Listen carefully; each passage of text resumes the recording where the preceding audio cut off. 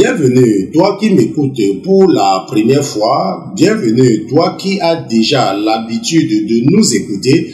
Bienvenue, vous qui êtes réunis derrière cet ordinateur, derrière ce téléphone, pour vous édifier, pour vous cultiver, pour nourrir votre âme et votre esprit avec la connaissance des choses du royaume des cieux. Je remercie le Seigneur Jésus-Christ pour vos vies. Je remercie le Seigneur Jésus-Christ d'avoir mis dans vos cœurs de vous intéresser à la spiritualité. La parole de Dieu nous enseigne dans Exode chapitre 7.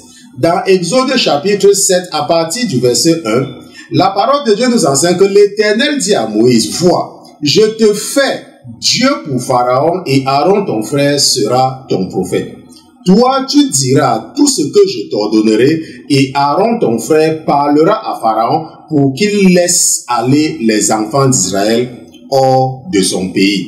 Et moi, j'endurcirai le cœur de Pharaon. Et moi, j'endurcirai le cœur de Pharaon. Et je multiplierai mes signes et mes miracles dans le pays d'Égypte. Pharaon ne vous écoutera point. Pharaon ne vous écoutera point. Je mettrai ma main sur l'Égypte et je ferai sortir du pays d'Égypte mes armées, mon peuple, les enfants d'Israël, par de grands jugements. » La parole de Dieu nous enseigne que Jésus-Christ avait dit à Moïse que « Va, je t'envoie vers Pharaon pour qu'il laisse aller mon peuple, mais je vais durcir son cœur au même moment pour qu'il ne t'écoute pas. » La parole de Dieu te dit ce soir, chaque fois quand on te demande de changer, chaque fois quand on te demande de te repentir, d'arrêter avec la fornication, d'arrêter avec l'adultère, d'arrêter avec le mensonge, tu refuses d'arrêter et tu crois que ça dépend de toi. Est-ce que tu es sûr? Est-ce que tu es sûr que le fait que tu refuses d'accepter Jésus-Christ comme ton Seigneur et Sauveur personnel dépend de toi? Est-ce que tu es sûr même que tu fais partie du plan de Dieu? Est-ce que tu n'es pas sûr que ton comportement passé a amené Dieu à t'enfermer pour que ta destination finale soit l'enfer? Est-ce que tu es sûr? Mais si tel est le cas et que tu ne comprends pas pourquoi chaque fois qu'on te parle de Jésus, tu es toujours réticent, je t'invite ce soir à aller sur tes genoux et à supplier et à prier le Créateur des cieux et de la terre afin qu'il te remette dans son livre, le livre de vie. Sinon, tu vas passer l'éternité loin de sa face dans la souffrance. Je remercie le Seigneur Jésus-Christ pour ta vie. Ce soir, nous allons voir ce que c'est qu'un serment. Qu'est-ce qu'un serment? Nous allons voir ce que c'est. Et à partir de ce soir, quand tu vas te réveiller demain matin, tu ne seras plus la même personne. Ça, je peux te le garantir. Mais avant toute chose, avant de nous aventurer à utiliser la chair et le sang pour enseigner les princes et les princesses que vous êtes, parce que vous n'êtes pas les enfants ordinaires, votre père est un roi, mais comme votre père n'est pas également un roi ordinaire, comme il est le roi des rois, comme il est le Seigneur des seigneurs, comme lui, c'est Jésus-Christ de Nazareth, nous allons lui dérouler le tapis rouge et nous allons demander à tous les autres qui se trouvent dans les cieux, qui se trouvent sur la terre, sous la terre et sous la mer, de se taire, parce que nous sommes sur le point d'accueillir dans ce studio Jésus-Christ de Nazareth. Gardez l'écoute. À tout à l'heure.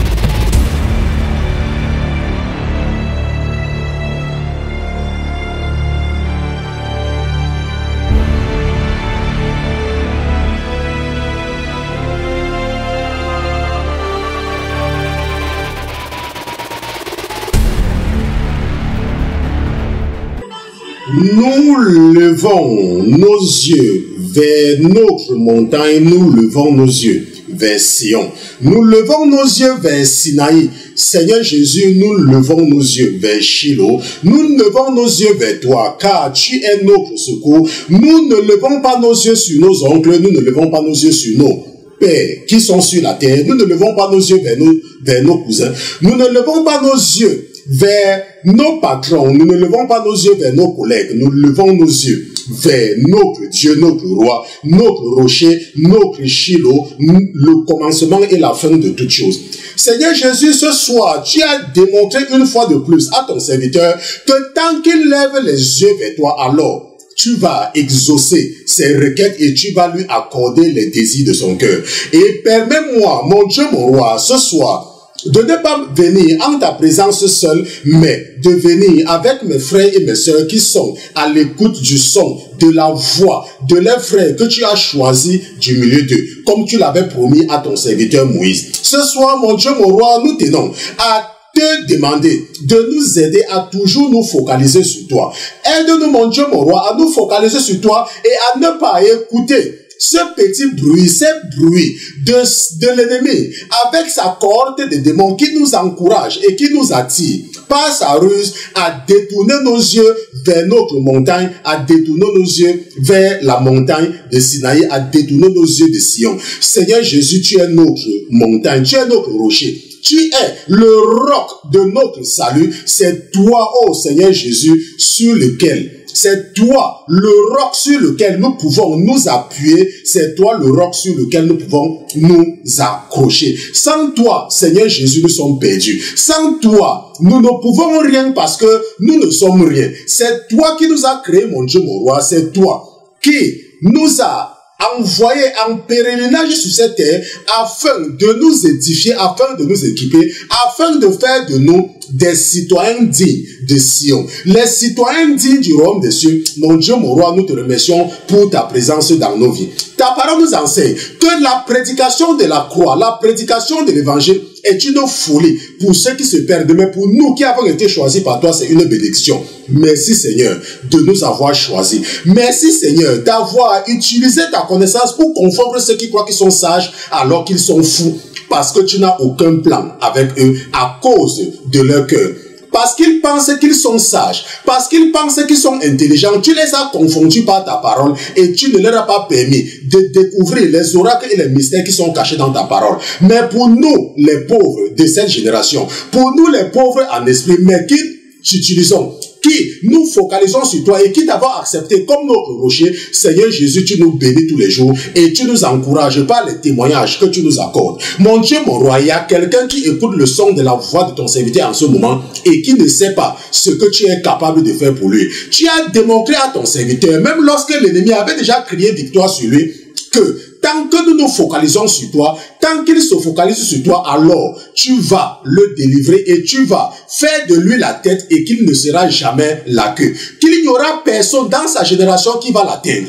Et qu'il n'y aura personne, tout comme il n'y a eu personne dans la génération d'Abraham qui a été comme lui parce que tu étais avec lui. Mon Dieu, mon roi, ce soir, nous voulons te signifier que nous ne sommes pas intéressés par les choses de cette terre. Peut-être tu peux nous bénir afin que nous puissions subvenir à nos besoins personnels, mais mon Dieu, mon roi, parce que tu nous as avertis contre les richesses de ce monde, accorde-nous seulement d'avoir le nécessaire vital pour pouvoir vivre. Accorde-nous seulement le nécessaire vital parce que nous savons qu'il est plus facile pour un chameau de passer par le clou d'une aiguille qu'à un homme riche de venir dans ton royaume. Mon Dieu, mon roi, nous te remercions pour toutes les révélations. Je te dis merci. Je te dis merci pour toute personne qui écoute le son de la voix de ton serviteur en ce moment. Je te remercie également, Seigneur Jésus, de prendre le contrôle de mon âme et de mon esprit afin de ne pas me permettre d'utiliser mon raisonnement que j'ai hérité de la civilisation gréco-latine pour pouvoir enseigner tes enfants qui sont en train d'écouter le son de la voix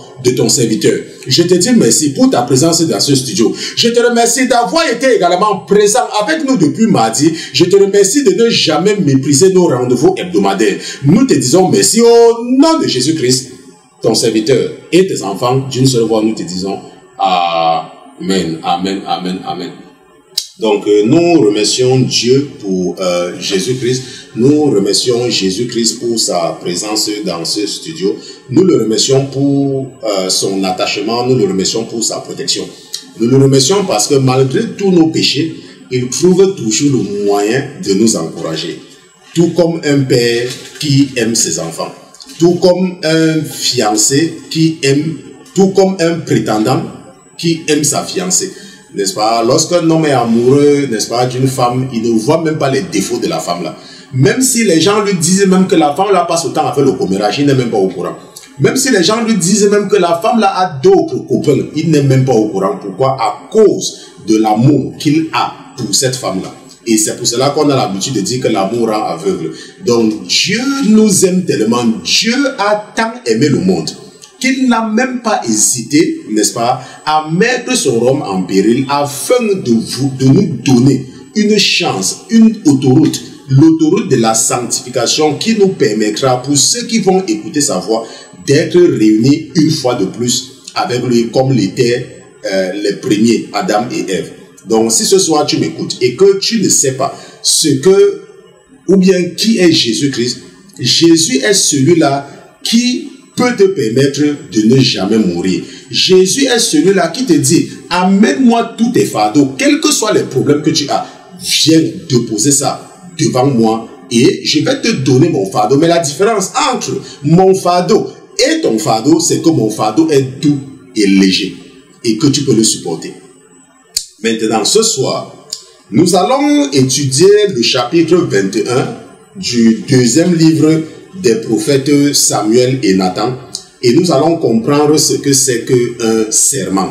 La raison pour laquelle parfois nous revenons sur certains mots, n'est-ce pas, si tu es dans mon église, n'est-ce pas, tu dois certainement le savoir, je suis un enseignant et en tant qu'un enseignant, l'esprit que j'ai hérité, que j'ai reçu quand j'étais dans la maladie, en fait c'était un jour après avoir écouté le témoignage de la sœur Claire, n'est-ce pas, Claire Andoun, je me suis rendu compte à quel point Dieu m'aimait. Ok, après avoir écouté le témoignage de la sœur Claire, je pense qu'elle parlait aussi d'un témoignage qu'il a transformé, le témoignage du pasteur Daniel au Kétukou, n'est-ce pas, le Nigérian. Et j'ai écouté Claire, je ne la connaissais pas, je n'avais jamais entendu parler d'elle, je ne savais pas qui elle était. Mais d'une façon ou d'une autre, l'esprit, n'est-ce pas, j'espère bien que c'est l'esprit de Dieu, m'a amené à écouter son témoignage. Et après avoir écouté le témoignage de la sœur Claire, n'est-ce pas, quelque chose m'a frappé et je me suis rendu compte à quel point Dieu m'aimait. Que malgré tout ce que j'avais fait comme abomination, il avait trouvé le moyen, n'est-ce pas, d'accepter de me sauver. Et ce jour-là, j'avais tellement pleuré, n'est-ce pas, toutes les larmes de mes yeux. Et pendant que je pleurais, j'ai eu comme l'impression qu'il y avait une présence dans la chambre.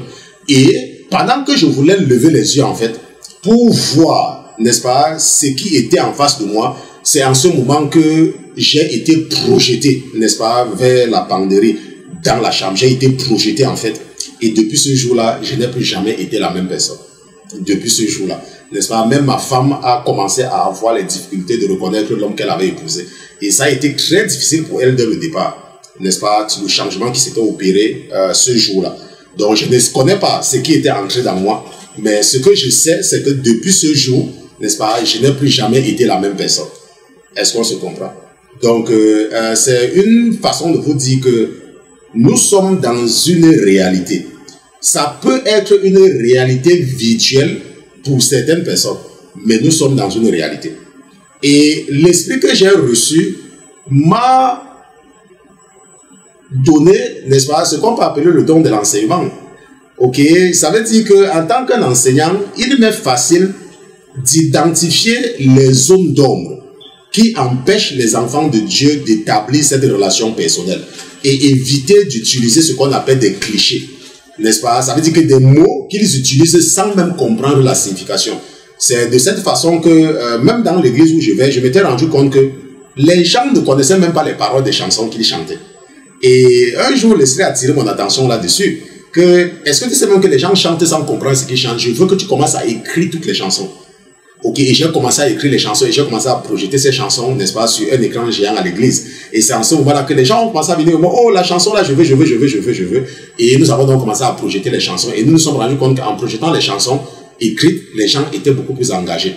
Donc, plusieurs fois, il y a des gens, parfois, ils vont à l'église.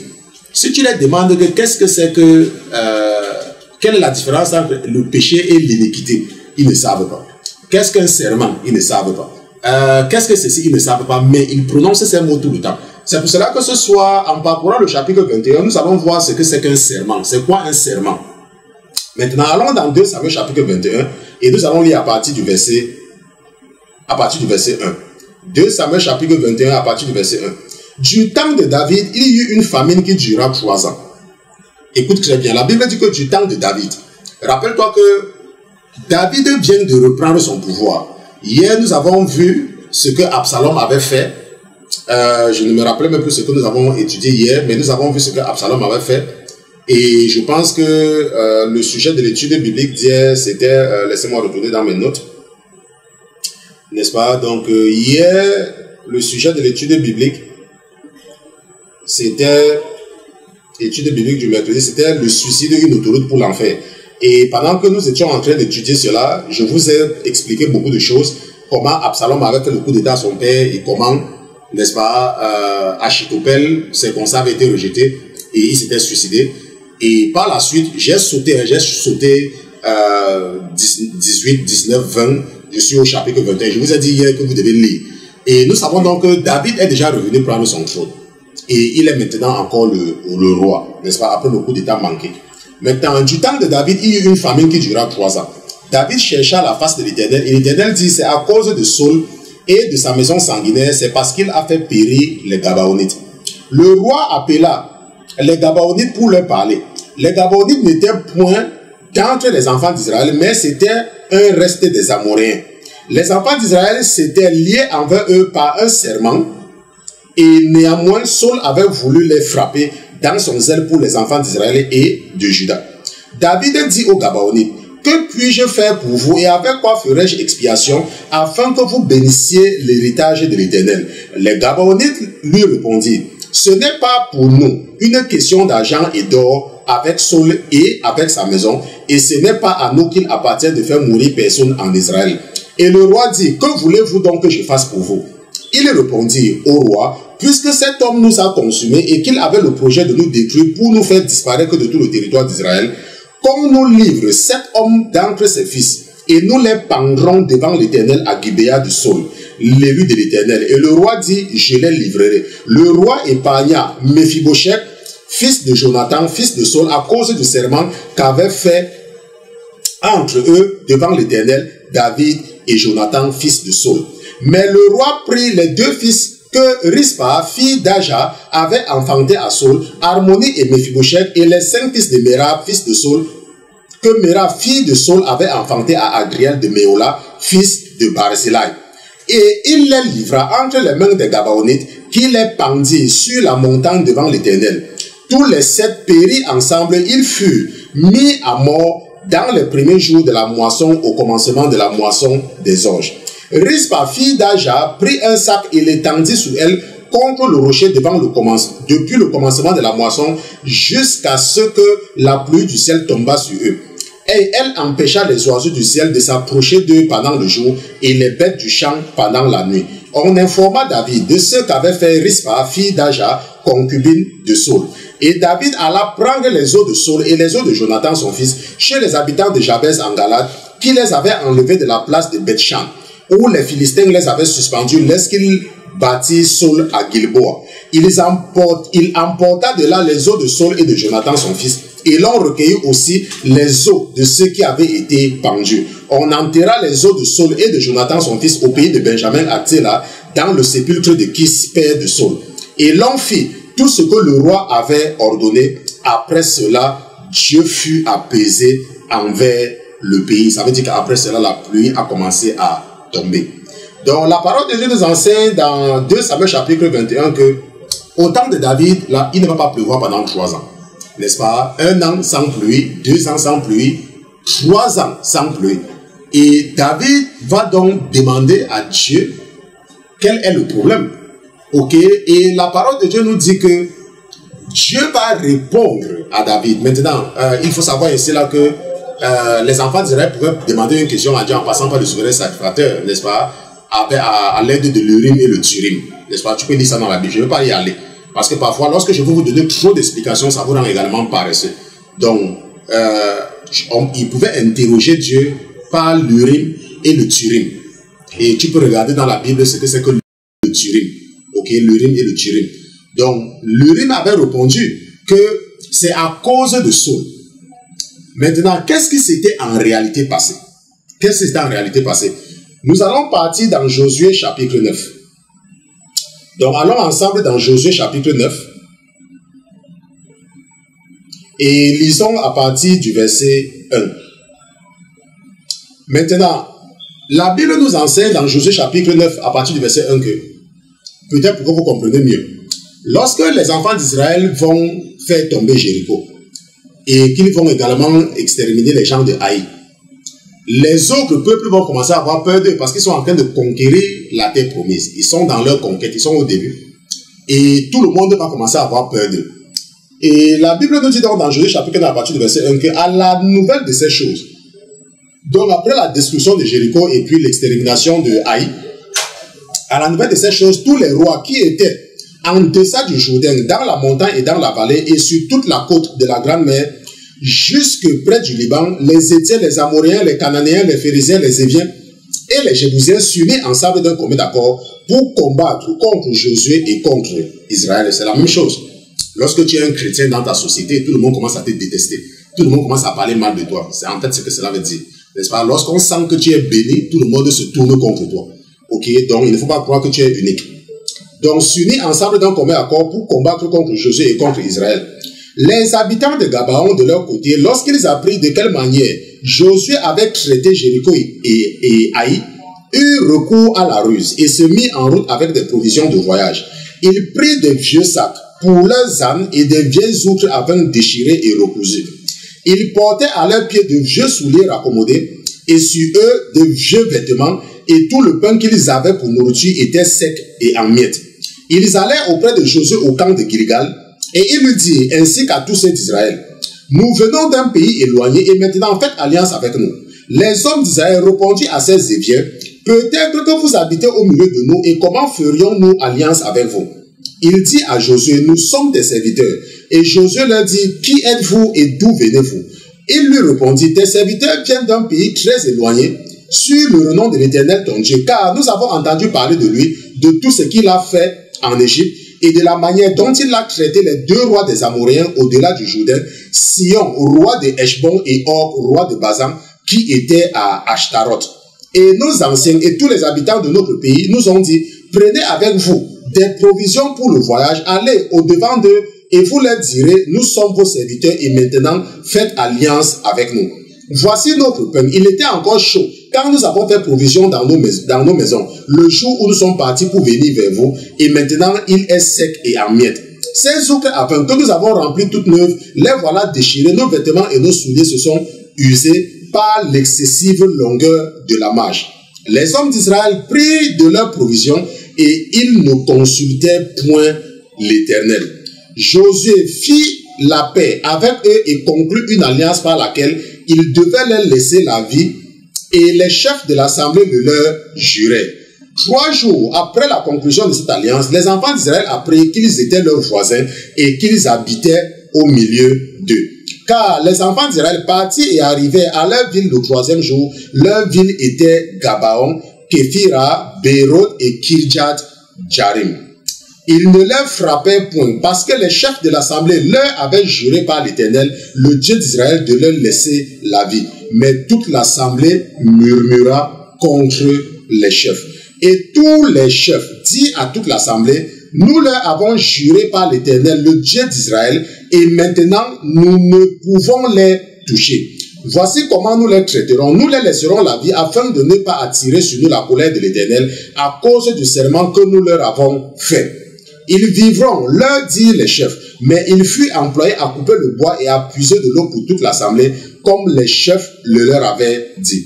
Josué les fit appeler et leur parla ainsi. Pourquoi nous avez-vous trompé en disant nous sommes très éloignés de vous, tandis que vous habitez au milieu de nous? Maintenant vous êtes maudits et vous ne cesserez point d'être dans la servitude, de couper le bois et de puiser de l'eau pour la maison de mon Dieu. Il répondit à Josué et dit, on avait rapporté à tes serviteurs les ordres de l'Éternel ton Dieu à Moïse son serviteur pour vous livrer tout le pays et pour en détruire devant vous tous les habitants, et votre présence nous a inspiré une grande crainte pour notre vie.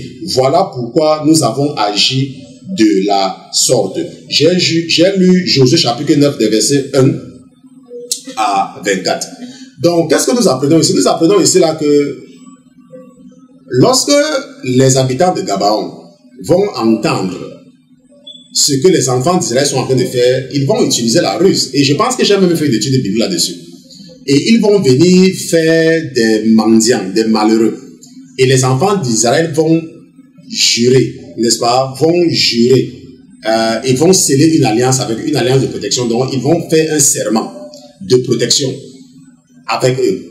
Maintenant, il s'avère que ce serment qui avait été pris au temps de Josué sera rompu au temps de Saul. Maintenant, je pense que je vais partir vous expliquer quelque chose avant de continuer. Je devais normalement le faire à la fin, mais c'est comme si pour vous expliquer ça, il faut que je le fasse maintenant. La Bible nous dit que lorsque Jésus-Christ avait parlé à Moïse pour la première fois, dans le désert, pendant qu'il s'occupait du troupeau de son beau-père Jéthro, Jésus va lui dire, va en Égypte. Après 40 ans après avoir fui l'Égypte, Moïse va retourner en Égypte pour libérer les enfants d'Israël. Il va conduire les enfants d'Israël pendant 40 ans dans le désert, mais Jésus va lui dire, c'est fini pour toi, va te reposer. Et il va le remplacer par Josué, parce que Moïse était fatigué. N'est-ce pas? Tu vas dire que, mais pasteur Christian, la Bible a dit que Moïse ne devait pas partir. Non, si tu dis ça, ça veut dire que tu n'as rien compris. Ok? Si tu veux comprendre exactement, tu n'as qu'à lire Jude. N'est-ce pas? Jude, je n'ai pas dit juge, lis Jude. N'est-ce pas? Dans la Bible, tu vas comprendre que Dieu voulait seulement qu'il se repose. Il va seulement utiliser ce que lui c'est un spécialiste. Maintenant, Josué va prendre le relais.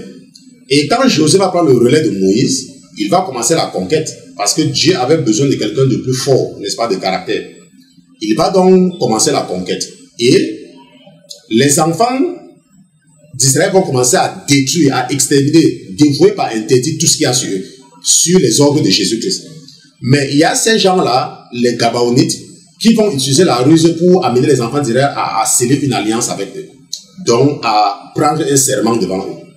Maintenant, et des années plus tard, Saul va venir chercher à exterminer les Gabaonites.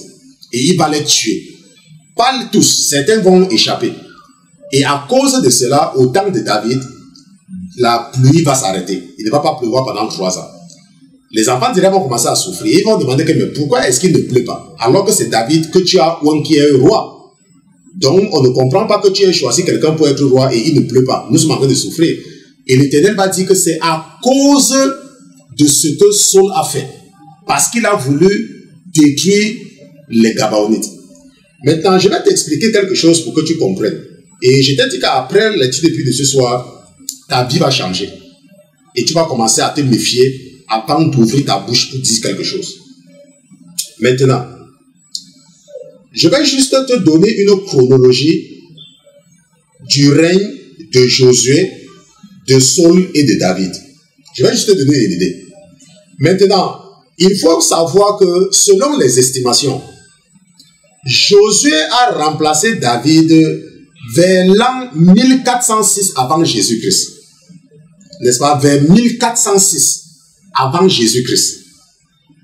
Maintenant, et Samuel va naître en l'an 1005 avant Jésus-Christ. Ça veut dire que quelque chose comme... Samuel va naître quelque chose comme 300 ans plus tard. Ça veut dire que 301 ans après que Josué ait remplacé Moïse. 301 ans plus tard, Samuel va naître. Maintenant, Saul va devenir roi. N'est-ce pas? Vers l'an 1050. Avant Jésus-Christ. Ça veut dire qu'à peu près 350 ans après que Josué ait commencé la conquête de Canaan. 350 ans après. Je ne sais pas si tu me comprends. Lorsque Josué a remplacé Moïse, nous savons que la conquête a commencé l'année qui suivait. Donc quelques mois après, la conquête a commencé. Et la Bible nous dit que Saul est né 300... Saul est devenu roi, pas qu'il est né. Il est devenu roi 350 ans plus tard. Maintenant, la Bible nous enseigne que David va devenir le roi d'Israël, pas le roi de Juda. Parce qu'il a régné à Hébron pendant 7 ans et demi. Nous avons vu ça ici. Et il va régner sur Israël pendant 33 ans et demi, donc 40 ans en tout. Mais c'est en l'an 1003 avant Jésus-Christ que David va devenir roi d'Israël. Ça veut dire que quelque chose comme 403 ans après, 403 ans après Josué, après que Josué ait remplacé Moïse. Donc il va s'écouler plus de 400 ans pour que David devienne roi. Et maintenant, si nous faisons une analyse statistique, n'est-ce pas, avec une approche probabilistique de ces années-là, et que nous mettons en perspective avec la connaissance de la Bible, que David a régné 33 ans, 7 ans et demi à Hébron et 33 ans et demi sur Israël, mais 40 ans en tout. 7 ans et demi à Hébron, qui était la capitale de, n'est-ce pas, qui était en ce moment comme la capitale de Juda, et 33 ans et demi sur tout Israël, n'est-ce pas? Rappelle-toi que Israël sont les 12 tribus, alors que Juda c'est une seule tribu, d'où il est originaire. Maintenant, ce que tu dois donc voir ici, c'est que, supposons que, et nous savons que cette sécheresse vient après le coup d'État. Ça veut dire que nous pouvons assumer, sans aucun risque de nous tromper, que David a déjà régné à peu près 15 ans. Il est peut-être au milieu de son règne. Donc, si nous faisons, en mettant tout ça ensemble, nous allons voir que la sécheresse dont il est question ici a lieu 420 ans plus tard par rapport au serment qui avait été pris par Josué et les anciens d'Israël. Quelque chose comme 415 à 420 ans plus tard, de façon approximative. Tu vas maintenant te demander que, mais pasteur Christian, où est le rapport? Maintenant, tu vas comprendre le rapport tout à l'heure. Il y a une chose qu'il faut comprendre d'abord et qu'il faut que je souligne avant de continuer. C'est que lorsque nous avons lu 2 Samuel, la Bible dit que les Gabaonites n'étaient point parmi les enfants d'Israël, mais c'était un reste des Amoréens.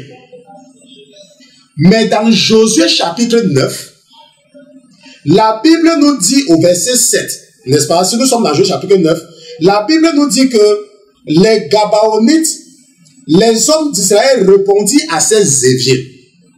Donc dans 2 Samuel chapitre 21, on nous dit que les Gabaonites sont des Amoréens. Mais dans Josué chapitre 9 verset 7, on nous dit que ce sont des Éviens. Est-ce qu'il y a contradiction? Est-ce qu'il y a contradiction?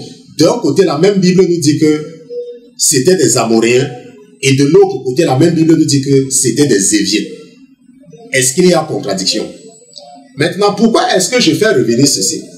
Je fais revenir ceci parce que je vous ai toujours dit que si quelqu'un te dit que la Bible se contredit, ça veut dire que la personne n'a rien compris. Ce sont seulement les connaissances limitées de la personne qui amènent la personne à dire que la Bible se contredit. Seulement ses connaissances limitées. Ça, c'est la première chose. Maintenant, la deuxième chose, c'est que Dieu est super intelligent. Et nous allons comprendre ça tout à l'heure. Allons dans Genèse chapitre 10. Allons ensemble dans Genèse chapitre 10. Et lisons le verset 6. Genèse chapitre 10, verset 6. La Bible dit que les fils de Cham, maintenant, il faut savoir que Noé avait 3 fils. Shem, Cham et Japhet. Shem, Cham et Japhet. Nous n'allons pas parler des fils de Shem et de Japhet. Nous parlons ici des fils de Cham. La Bible dit que les fils de Cham furent Kosh, Mithraim, Put et Cana. Et nous avons fait une étude biblique sur Cana. Et nous avons vu que Cana, en fait, c'est l'enfant de l'abomination qui avait eu lieu entre Cham et sa mère, à cause de la boisson. Je ne vais pas revenir là-dessus, j'ai fait déjà une étude biblique là-dessus. Ok, si tu n'as pas suivi cette étude biblique, tu peux nous envoyer un email et la sœur qui s'occupe, n'est-ce pas, de répondre à la majorité des emails pour des questions, n'est-ce pas, va, n'est-ce pas, te répondre. Maintenant, nous savons donc qu'à cause de la boisson, Cham va coucher avec sa mère et Cana va naître. Et comme Cana, c'est le fruit de l'abomination, Dieu va décider d'effacer complètement sa descendance. C'est pour ça qu'on parle des Cananéens. Et si tu restes dans Genèse chapitre 6 et tu descends au verset 15, la Bible dit que Cana engendra Sidon, son premier-né, et Heth. Heth, ça veut dire que les Hétiens, n'est-ce pas? Sidon, les Sidoniens.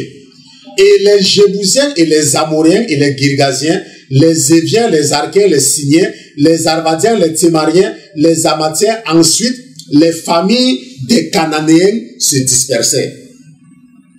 Donc, nous savons donc que les 7 ennemis de la chair dont nous avons étudié là, les Jébusiens, les Éviens, les Amoréens, les Girgasiens, les Amoréens et tout cela, ce sont des Cananéens.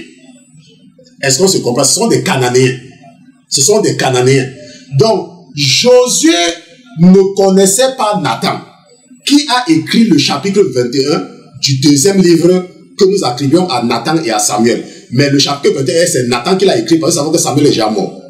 Donc, Josué a été écrit par Josué et Nathan a écrit Samuel. Maintenant, Dieu, par sa super intelligence, pour nous amener à savoir que sa parole est vraie, ne peut pas, n'est-ce pas, veut seulement nous amener à connaître l'authenticité des faits qui sont relatés et qui sont inspirés. Par exemple, si je te dis que Didier Drogba est un Ivoirien, n'est-ce pas? Et que quelqu'un d'autre te dit que Didier Drogba est, je ne sais pas, il est, bon, je ne connais pas les tribus, bon, allons au Sénégal, parce que je connais quand même les tribus au Sénégal. Si je te dis par exemple que Youssou, je ne sais pas comment on appelle, le président, l'ancien président là, c'est même quoi? Bon, Macky Sall, c'est le nouveau président. Si je te dis par exemple que Macky Sall est sénégalais, et quelqu'un te dit que Macky Sall est Yolof, est-ce qu'il y a contradiction? Il n'y a pas contradiction. Parce que moi, je suis en train de te dire que Macky Sall est sénégalais, ce qui est vrai. Et l'autre te dit que Macky Sall est Wolof. La seule différence, c'est qu'il y a une personne parmi nous deux qui a l'information précise. Et l'autre est en train de généraliser. Est-ce qu'on se comprend? C'est la même chose, par exemple, si tu as par exemple un Camerounais et que quelqu'un te dit que Paul Biya, le président du Cameroun, n'est-ce pas, est un sudiste. Est un sudiste. Et quelqu'un te dit que non, Paul Biya est de la tribu des Fang. C'est un Fang ou c'est un boule. N'est-ce pas? Ce n'est pas une contradiction. Est-ce que tu me comprends? Parce que les sudistes, les gens de sa tribu vivent là-bas. Donc quand Josué dit que les Gabaonites étaient, n'est-ce pas, les Éviens, et que Nathan dit que c'était des Amoréens, c'est la même chose. Tout ça sont des Cananéens. Est-ce que tout ça sont des Cananéens? J'espère que tu as compris. Maintenant, nous voyons donc que, comme nous avons dit, ce n'est pas une contradiction. Maintenant, mais pourquoi est-ce que le Saint-Esprit a permis à Josué de dire que les Gabaonites sont les Éviens et à Nathan de dire que les Gabaonites sont les Amoréens? Pourquoi? Allons dans Romains chapitre 1, tu vas comprendre pourquoi. Romains chapitre 1. Dans Romains chapitre 1, la Bible nous dit à partir du verset 20 que, en effet, les perfections invisibles de Dieu, sa puissance éternelle et sa divinité se voient comme à l'œil nu depuis la création du monde quand on les considère dans ses ouvrages. Ils sont donc inescusables. Puisque, ayant connu Dieu, ils ne l'ont point glorifié comme Dieu et ne lui ont point rendu grâce, mais ils se sont égarés dans leurs pensées et leur cœur sans intelligence a été plongé dans les ténèbres. Se vantant d'être sages, ils sont devenus fous. Maintenant, tu sais qu'il y a des gens qui pensent qu'ils sont trop intelligents. Il y a des gens qui pensent qu'ils sont trop sages.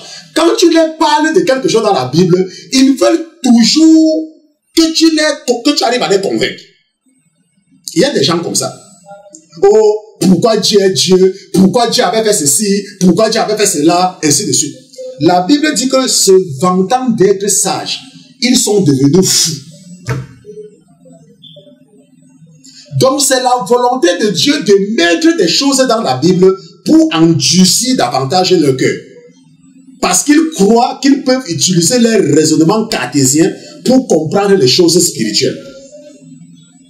Donc Dieu permet parfois de temps en temps dans la Bible, de faire des choses comme ça, pour les endurcir, parce que leur cœur déjà n'est même pas bon. Allons un peu dans 1 Corinthiens chapitre 1, pour t'expliquer un peu mieux ce que je suis en train de dire. 1 Corinthiens chapitre 1, Lisons les versets 18 à 21. La Bible dit que car la prédication de la croix est une folie pour ceux qui périssent, mais pour nous qui sommes sauvés, elle est une puissance de Dieu. Aussi, est-il écrit, je détruirai la sagesse des sages et j'anéantirai l'intelligence des intelligents. Où est le sage? Où est le scribe? Où est le disputeur de ce siècle?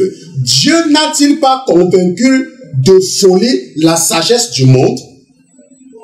Car, puisque le monde, avec sa sagesse, n'a point connu Dieu, dans la sagesse de Dieu, il a plu à Dieu de sauver les croyants par la folie de la prédication.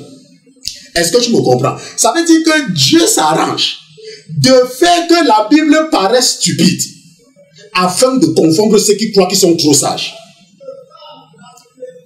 Donc si par exemple quelqu'un demain te dit que oh, votre Bible là se contredit, tu dis que ok c'est bon, ça se contredit, c'est bien pour toi. Et tu laisses la personne dans sa folie. Est-ce que tu me comprends? Et tu ne discutes pas avec la personne. Mais toi tu as compris parce que je t'ai expliqué. Est-ce que tu me comprends maintenant? Qu'est-ce qu'un serment? Un serment est une promesse solennelle prononcée en attestant un être ou un objet sacré. N'est-ce pas? Un être ou un objet sacré. On dit que tu as fait un serment lorsque quand tu fais une promesse solennelle en utilisant le nom de quelqu'un ou le nom d'une divinité. C'est lorsque tu affirmes de façon solennelle, n'est-ce pas?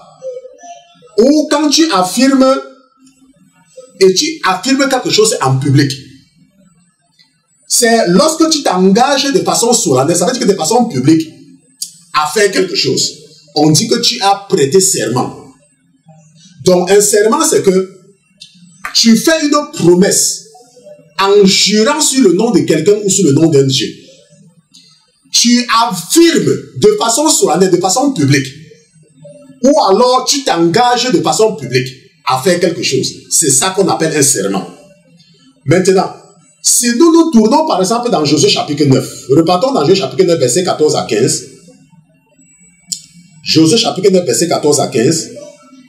Josué chapitre 9, verset 14 à 15. La parole de Dieu dit que les hommes d'Israël prirent de leurs provisions et ils ne consultèrent point l'Éternel. Les hommes d'Israël prirent de leurs provisions et ils ne consultèrent point l'Éternel. Josué fit la paix avec eux et conclut une alliance par laquelle il devait leur laisser la vie et les chefs de l'assemblée le leur juraient, mais sans consulter l'Éternel. Donc un serment, ce n'est pas seulement lorsque tu consultes Dieu quand tu veux faire quelque chose. Un serment est valable devant Dieu même si Dieu n'était pas impliqué au départ. Je veux que tu comprennes. Je t'ai dit que après l'étude biblique de ce soir, la perspective de ta vie va changer complètement quand tu vas te lever demain matin. Et je veux que tu prêtes attention parfaitement à ce que je suis en train de t'expliquer. Un serment est valable devant Dieu. Que tu l'aies pris devant les hommes ou devant un pasteur ou devant Dieu lui-même, c'est valable devant Dieu. La Bible nous dit dans Josué chapitre 2 verset 14 à 15 que les enfants d'Israël n'avaient pas consulté l'Éternel avant de s'engager dans une alliance avec les Gabaonites. Et nous avons vu que 420 ans après ce serment-là, la sécheresse va tomber dans le pays pendant 3 ans. Et Dieu va dire à David que c'est à cause du serment que Josué et les anciens d'Israël avaient pris devant les Gabaonites et qui n'avaient pas été respectés par Saul plus de 300 ans plus tard. Maintenant, tu as compris. Maintenant, tu as compris. Maintenant, prenons le mariage, n'est-ce pas? Tu dis à une personne que, oh, je vais t'épouser. Ok? Tu vois une jeune fille ou un jeune garçon. Vous faites la promesse que vous allez vous marier. Après un temps, un autre homme vient, tu oublies ce que tu as fait, tu n'as pas épousé l'homme là. Tu es un homme, tu m'écoutes. Tu vois une jeune fille qui est naïve. Peut-être qu'elle se préservait depuis, elle ne couche pas avec toi, il n'y a rien entre vous. mais tu lui fais la promesse que tu vas l'épouser. Maintenant, parce que tu avais seulement l'intention de coucher avec elle. Tu avais seulement l'intention. Et tu lui dis que, oh, avant qu'on se marie, il faut qu'on dorme d'abord ensemble. Elle dit non. On va seulement se marier après le mariage. Tu insistes. Elle aussi, comme c'est une vraie fille, elle dit non. Et tu dis que, ok, si tu ne veux pas coucher avec moi, c'est bon. Bye bye. Tu la laisses et tu vas chercher un autre homme. Écoute-moi très bien. Tu as promis, tu as pris un engagement de l'épouser. Et après, tu as changé d'avis. Maintenant, tu es un homme. Tu as épousé une femme à la mairie. Je n'étais pas là. Mais c'était de façon solennelle. Rappelle-toi un serment. Rappelle-toi que les enfants disaient pas consulter l'Éternel. Donc, ça veut dire que tu t'es marié en public. Et les gens ont été témoins de ce mariage. Et tu as dit en public que jusqu'à ce que la mort nous sépare. En public. La Bible dit qu'une affirmation solennelle, publique, s'engager solennellement. Voilà. Maintenant, tu fais les affaires, un business avec quelqu'un. Vous signez des contrats et tout. Et après ça, tu tournes la personne. Un autre cas. À l'église, on dit, oh, qui veut aider l'église? Tu lèves la main devant les témoins. Que, oh, je vais donner 1000 francs. Oh, je vais donner 200 euros. Après un temps, tu payes ton travail. Tu n'as plus les 200 euros pour donner. Tu te dis que, oh, mon Dieu, comme je ne travaille pas, je ne fais plus. Les fiançailles. Tu pars comme en Afrique, tu dis à une fille que tu vas l'épouser, tu pars dans sa famille. Et dans mon pays, on dit que tu pars cogner à la porte. Ça veut dire que tu t'engages en public que tu vas venir la prendre. Et par la suite, on te raconte des conneries sur elle. Et tu dis que, oh, je ne t'épouse plus. Ok, j'ai donné beaucoup d'exemples, j'espère. Pendant les 10 minutes qui nous restent, je voudrais que tu ouvres très bien tes oreilles maintenant. Il nous reste 10 minutes.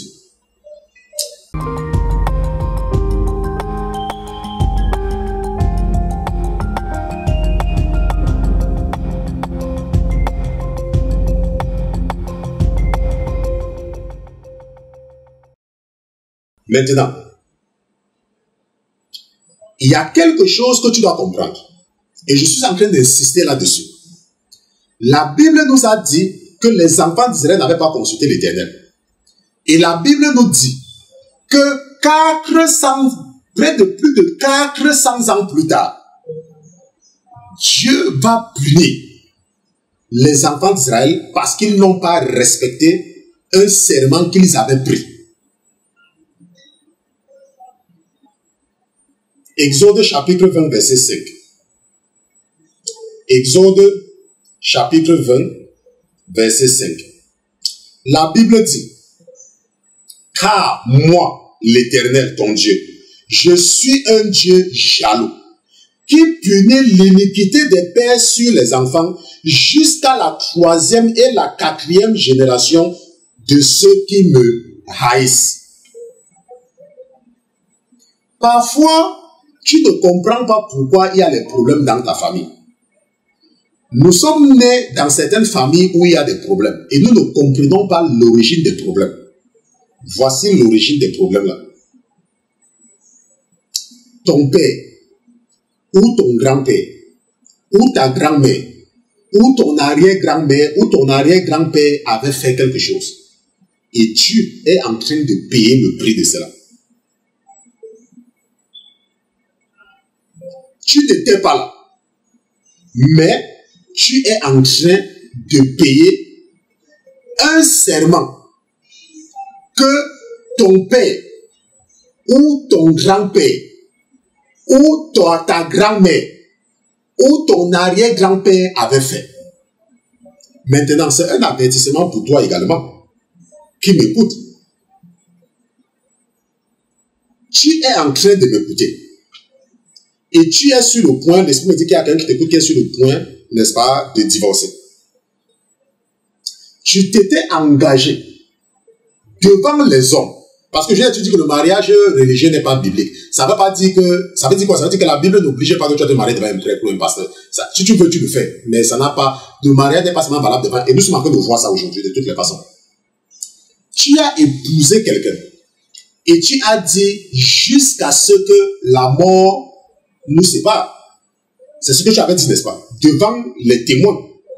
Et après un temps, il y a un problème. Tu dis que, oh, je pars de mon côté, je pars de mon côté. Va te remarier. Va te remarier. Tu es libre d'aller te remarier. Mais ce que je te dis ce soir, c'est que ce soit tes enfants, que ce soit peut-être tes petits-fils, ou tes arrière-petits-fils, ou tes arrière-arrière-petits-fils, quelqu'un va payer le fait que tu as rompu un serment que tu avais fait. Quelqu'un va payer. Si ce n'est pas toi, ça sera tes enfants. Ce ne sont pas tes enfants, ça sera tes petits-fils. Ce ne sont pas tes petits-fils, ça sera tes arrière-petits-fils. Jusqu'à la 3e ou la 4e génération. Tu ne connaissais pas Jésus-Christ. Tu es parti chez les marabouts. Tu ne connaissais pas Jésus. Tu es parti chez les marabouts. Quelqu'un t'avait envoyé chez le marabout. Quelqu'un t'avait dit que machin. Non. Peut-être que le marabout là, tu as les moyens. Et chaque fois, tu pars toujours faire les sacrifices sur les crânes de ces démons-là. Et ils ne te touchent pas. Mais ce soir, le serment que tu as fait de façon solennelle devant ces démons-là. Rappelle-toi, la Bible dit que les habitants de Gabaon n'étaient pas les enfants d'Israël. C'était les gens que Dieu avait rejetés. Mais Dieu va tenir compte du serment que les enfants d'Israël vont faire avec eux. Ça veut dire que l'engagement que tu as pris chez le marabout, ou chez le sorcier, ou chez les gens qui lisent la main, cet engagement-là va te suivre. Si ça te rate, ça va suivre tes enfants, ou ça va suivre tes petits-fils, ou ça va suivre tes petites-filles, ou ça va suivre tes arrière-petits-fils, ou ça va suivre tes arrière-petites-filles. Maintenant, quelle est donc la leçon que tu dois retenir par rapport à cela?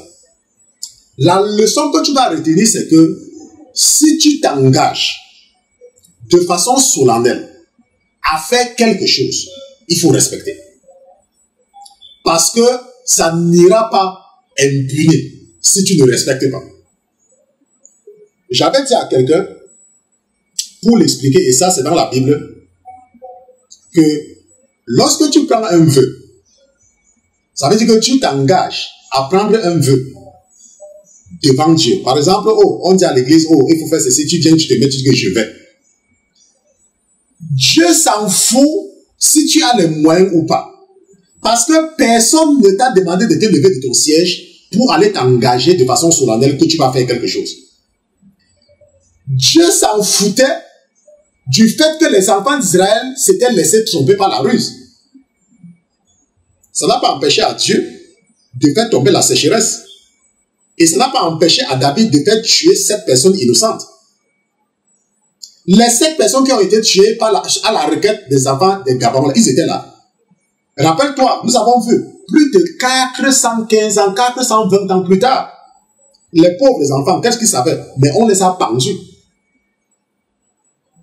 Donc, à moins que tu ne sois égoïste, je ne connais pas le serment que tu as pris devant quelqu'un. Mais si tu aimes tes enfants, si tu aimes tes petits-fils, si tu aimes tes arrière-petits-fils ou tes arrière-arrière-petits-fils, je t'ai présenté la parole de Dieu. Qu'est-ce qu'un serment? Et sur la base des exemples palpables, je t'ai expliqué le danger de ne pas respecter un serment. Que ce soit une femme que tu es déjà partie dans sa famille, dis que tu vas l'épouser. Que ce soit un homme que tu as épousé à la mairie. Que ce soit un business que tu as signé les papiers devant d'autres partenaires. Dieu va te tenir responsable de ce serment jusqu'à la mort. À moins que de commun accord ce soit rompu. Donc ce soir, si tu es sage et qu'il y a des problèmes dans ta vie et dont tu ne connais pas l'origine, la Bible te dit que si tu es en Christ, les choses anciennes sont passées, mais toutes choses sont devenues nouvelles.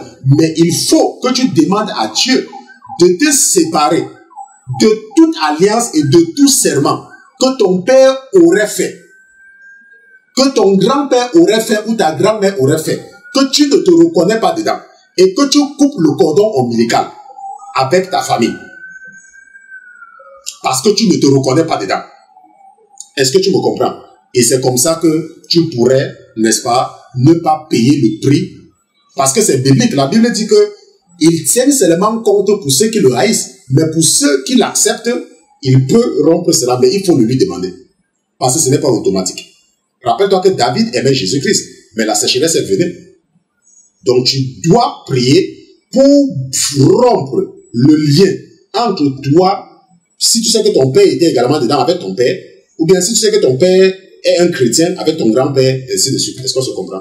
Donc, ce soir, nous avons compris ce que c'est qu'un serment. Si tu n'as pas compris, ça sera disponible. Le frère Pierre va faire le montage et ça sera disponible sur YouTube. Peut-être en me regardant, tu vas mieux comprendre. Et si c'était la première fois pour toi de te connecter, nous sommes la Sainteté FM, la Sainteté Télévision. Nous nous retrouvons 3 fois par semaine, mardi, mercredi, jeudi à partir de 21h et heure de New York. Et c'est notre dernier rendez-vous de la semaine aujourd'hui. Nous allons nous retrouver, s'il plaît au Seigneur, mardi prochain. Et si ce que tu as entendu ce soir t'a édifié, je t'exhorte de ne pas être un égoïste spirituel, de parler de cette émission à quelqu'un dont tu sais qui a besoin de connaître la vérité. Et c'est comme cela que le Seigneur va te bénir. Nous allons prier. Seigneur Jésus, je te remercie d'avoir été présent avec nous cette semaine. Je te confie mes frères et mes sœurs qui ont été connectés toute la semaine. Je te remercie d'avoir réécrit leur nom dans ton livre, le livre de vie. Nous te remercions pour ta présence dans nos vies. Nous te remercions pour ta bénédiction. Nous te remercions pour ta protection. Nous te remercions de nous protéger demain, vendredi. Nous te remercions de nous protéger après-demain, samedi. Nous te remercions de nous protéger dimanche. Nous te remercions de nous protéger lundi. Et nous prions, mon Dieu, mon roi, que tu mettes dans nos cœurs de nous retrouver mardi prochain à partir de 21h pour une nouvelle série d'études bibliques que tu vas inspirer notre frère afin de nous aider à maintenir le cap, afin de nous aider à maintenir la flamme allumée pour toi dans nos cœurs. Je te remercie, mon Dieu, mon roi, d'avoir été présent et d'avoir pris le contrôle de mon âme et de mon esprit afin de ne pas me permettre d'utiliser mon raisonnement propre pour enseigner les princes et les princesses qui étaient connectés depuis 21h. Nous te disons merci au nom de Jésus-Christ. Ton serviteur t'a présenté tes enfants et tu nous te disons Amen, Amen, Amen, Amen.